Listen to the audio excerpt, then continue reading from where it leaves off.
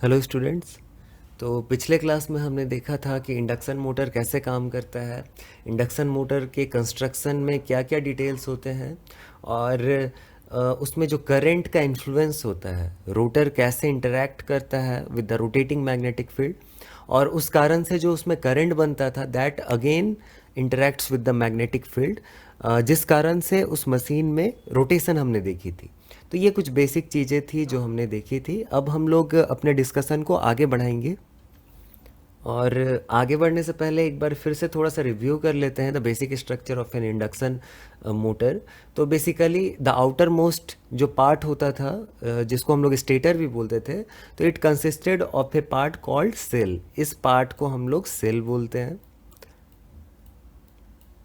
And इसके अंदर हमारा प्लेस्ड होता था रोटर। इस पोर्शन में हमारा बॉल बेयरिंग होता था टू रिड्यूस द फ्रिक्शन। यहाँ पे भी एक बॉल बेयरिंग होता था एंड यहाँ पे फैन लगा होता था। तो ये एक कटआउट सेक्शन है जो आप लोग देख सकते हैं। एंड जो हमारा स्टेटर होता था, स्टेटर में 3 फेज़ वाइंडिंग्स होती थी। तो 3 फेज़ वाइंडिंग्स को 3 फेज़ सप्लाई भी चाहिए होगा।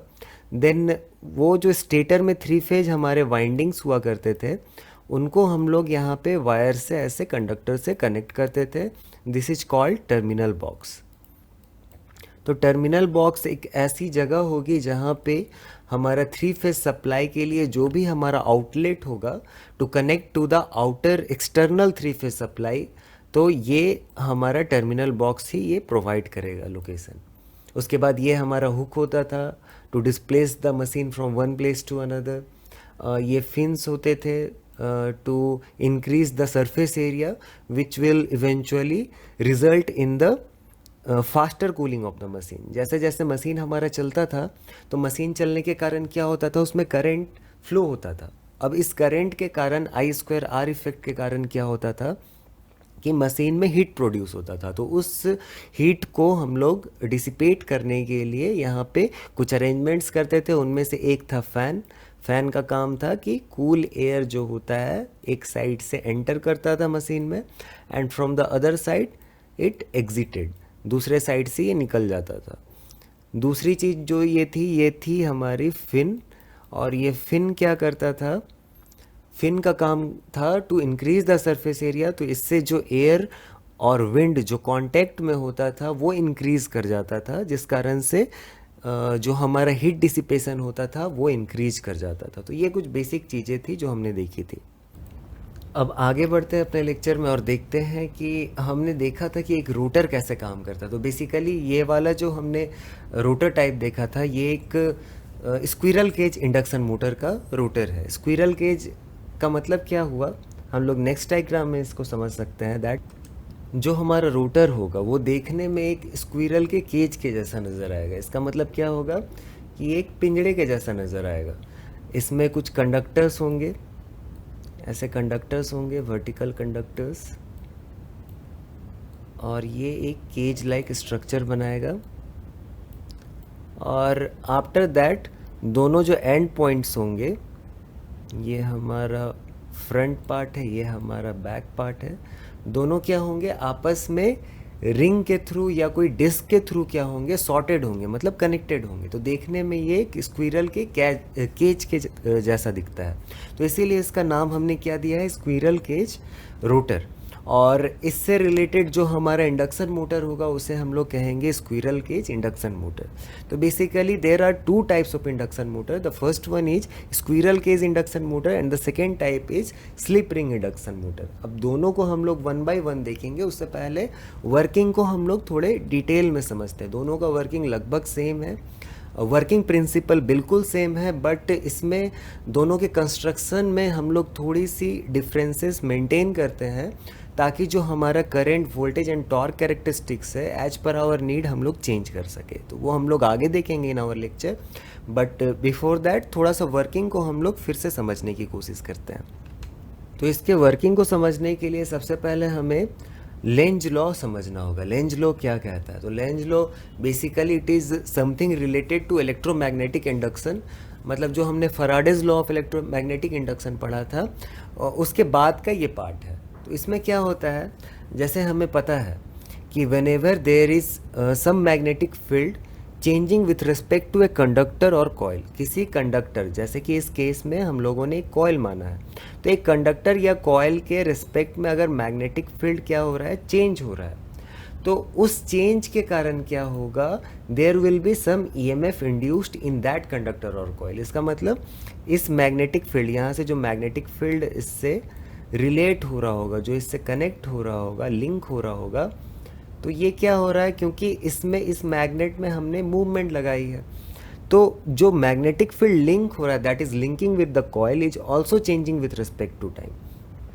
तो due to the change in magnetic flux क्या होगा, there will be some EMF induced. इसका मतलब इस चेंज के कारण कुछ वोल्टेज प्रोड्यूस होगा इन द कॉयल, जिसको हम लोग मेज़र भी कर सकते हैं। यहाँ पे हम लोगों ने एक सिंपल सा मीटर लगा दिया, इट कैन बी इधर voltmeter, current ammeter और गैल्वेनोमीटर।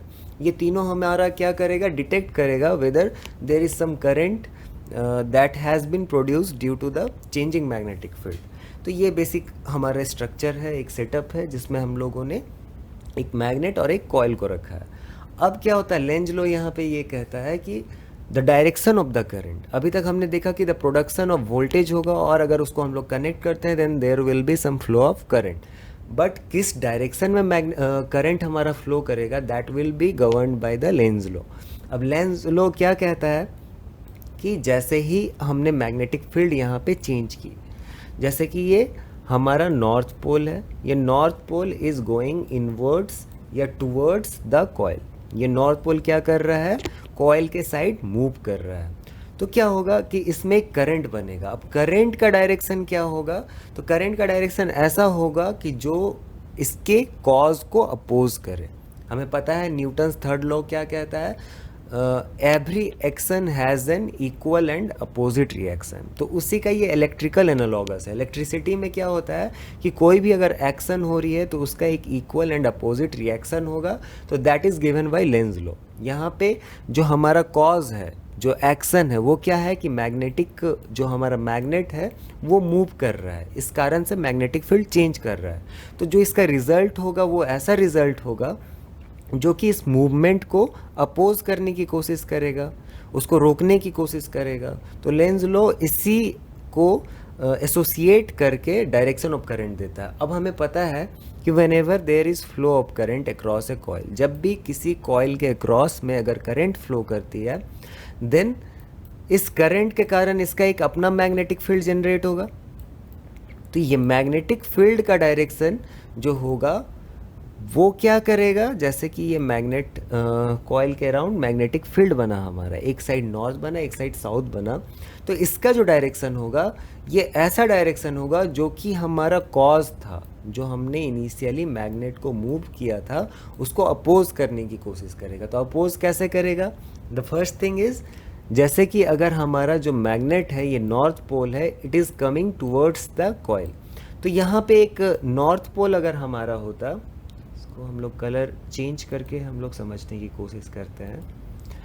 यहाँ पे अगर हमारा नॉर्थ पोल होता जो कि कॉइल से बन रहा है, क्योंकि इसमें करंट फ्लो हो रहा है, तो करंट फ्लो होने के कारण इसका एक अपना नॉर्थ और साउथ बनेगा। तो मान लेते हैं इसका नॉर्थ पोल यहाँ पे बन रहा है और इसका साउथ पोल यहाँ पे बन रहा है। It is the magnetic field that has been created due to the flow of current, जो इलेक्ट्रोमैग्नेटिक इंडक्शन के कारण वोल्टेज बना, उस वोल्टेज के कारण जो करंट फ्लो हो रहा है, उस करंट के कारण जो मैग्नेटिक फील्ड हो रहा है, उसके डायरेक्शन की हम लोग बात कर रहे हैं, जिसको हमने ब्लू कलर से शो किया है।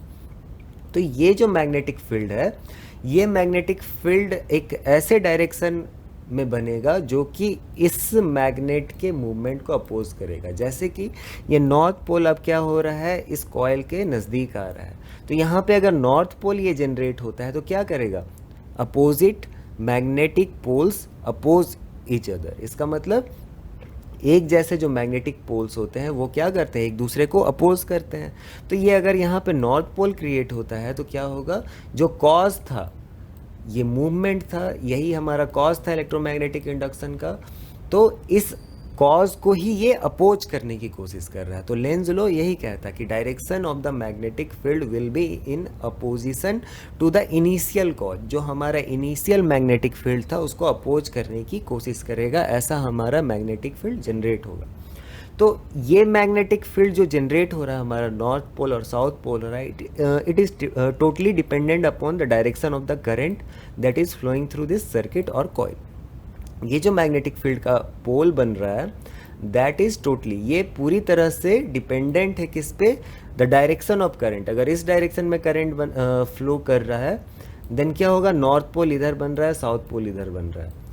मे बी अगर इन केस ऐसा हो कि करंट इस डायरेक्शन में फ्लो करने लगे, ऐसे फ्लो करने लगे, तो इस डायरेक्शन में अगर करंट फ्लो करेगा तो this south pole will be changed by the north pole and this north pole will be replaced by the south pole. तो ये डायरेक्शन ऑफ करंट जो हमारा बन रहा है this will govern the magnetic polarity of this magnetic field. जो हमने अभी नया मैग्नेटिक फील्ड बनाया वो कैसा बनेगा, that will be totally dependent upon the direction of the current. अब मान लिया हमने कि ये जो नॉर्थ पोल है ये अब इस डायरेक्शन में नहीं मूव करके बैकवर्ड्स जा रहा है, it is going in the reverse direction. तो अब क्या होगा, क्योंकि ये मूवमेंट को फिर से अपोज करना चाहता है, यहाँ पे फिर से मैग्नेटिक फील्ड चेंज हो रही है, और इस मैग्नेटिक फील्ड के चेंज को अपोज करने के लिए हमें क्या करना होगा, यहाँ पे नॉर्थ नहीं यहाँ पे साउथ डेवलप करना होगा। इसको हम लोग अच्छे से यहाँ पे डिस्क्राइब करते हैं। अब जो हमारा नया यहाँ पे मैग्नेटिक कॉन्फ़िगरेशन होगा दैट विल बी, यहाँ पे साउथ होगा and this will B north होगा। तो अब ये जो मूवमेंट इस डायरेक्शन में इस मैग्नेट का, तो ये क्या करेगा, opposite poles attract each other. इसका मतलब इस मूवमेंट को, मैग्नेट के इस डायरेक्शन में मूवमेंट को ये रोकने की कोशिश कर रहा है, ये अट्रैक्ट कर रहा है। तो अब इस डायरेक्शन में मैग्नेटिक स्ट्रेंथ या मैग्नेटिक पोलैरिटी डेवलप करने के लिए हमारा जो डायरेक्शन ऑफ करंट है वो क्या हो गया, रिवर्स कर गया। पहले इधर से फ्लो कर रहा था, इस डायरेक्शन में करंट फ्लो कर रहा था, now this is flowing in this direction.